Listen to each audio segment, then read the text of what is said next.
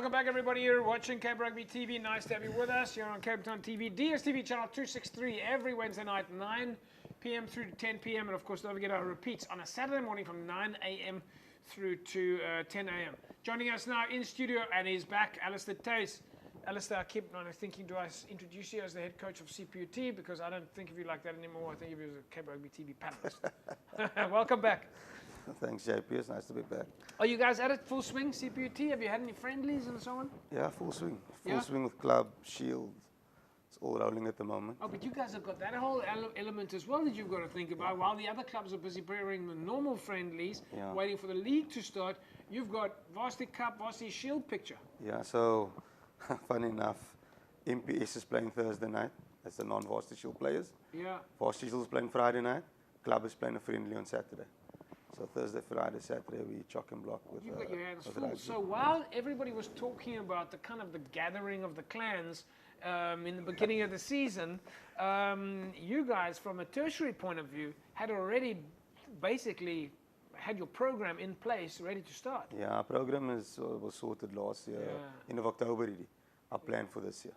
I mean, I think maybe some people forgot about that. Is that, you know, when we were talking last year, we were talking about taking the guys on a team building, etc. But your team building aspect was different to, say, for example, Villagers, who still got 3 weeks left before the first game. Yeah. You guys actually already started playing your first games. Yeah. So the Shield started playing the first games and the club started playing. Obviously, our Shield tournament started, but we had 2 club friendlies so far.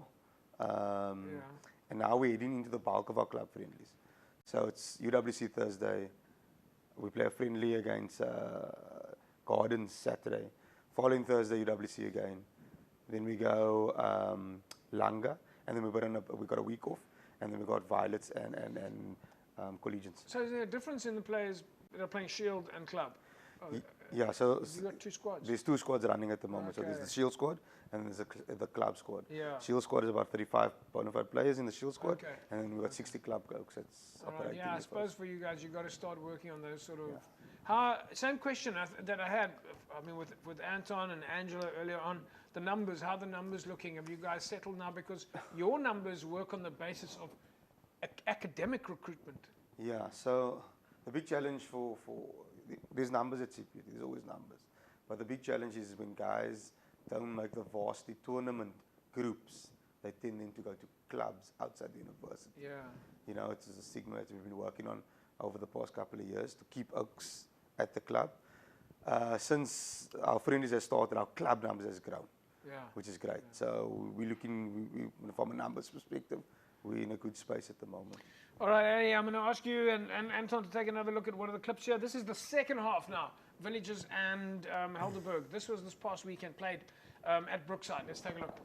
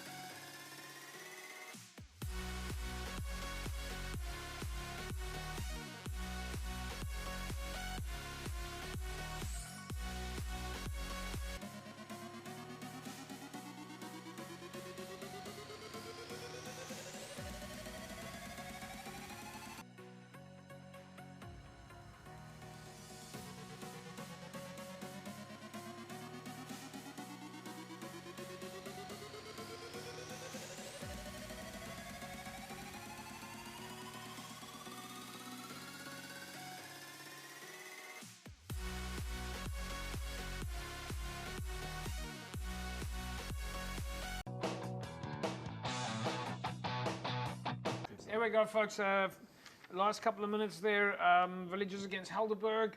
All right, are you happy, in short, Anton, happy with the performance? Still a few weeks to go. Everyone's checking combinations at the moment. Yeah, well, look, the performance is not what we like, but, you know, at the end of the day, there were lessons to be learned. Yeah. I think our discipline was what let us down, especially in that first half. I think we had 3 yellow cards and just couldn't get going because of all the penalties we were giving away. Yeah. So, but in the second half, as you can see, as we started getting a little more momentum and started, you know, adjusting to the pace and the physicality, we just went and scored 3 or 4 tries quite quickly. Obviously, let do 1 or 2 soft tries that let the game slip.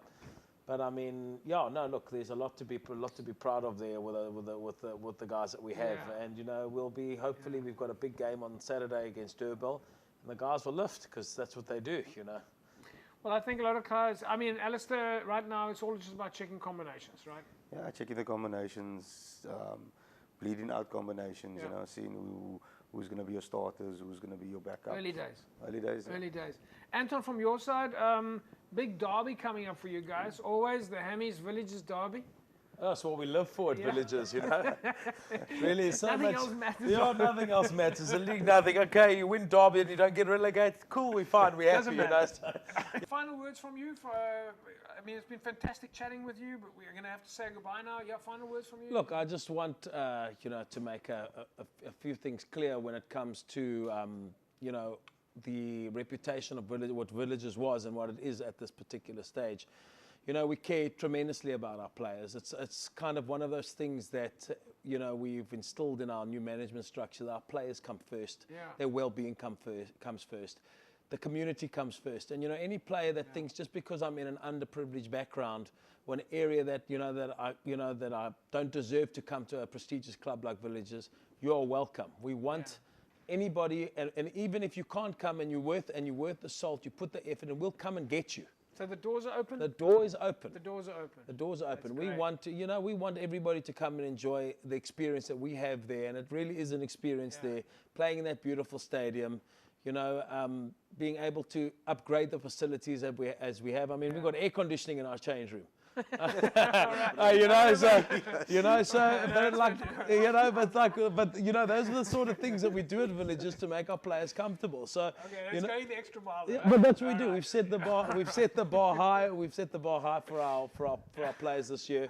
And you know, everybody's welcome. And you know, that stigma of this is club rugby and we we used to butt heads. That's gone. Yeah. You know, it's club rugby. We don't cure cancer there. We play rugby and have a jol. That's what it's about. Anton, we'll leave it at that. We can't wait to get you back.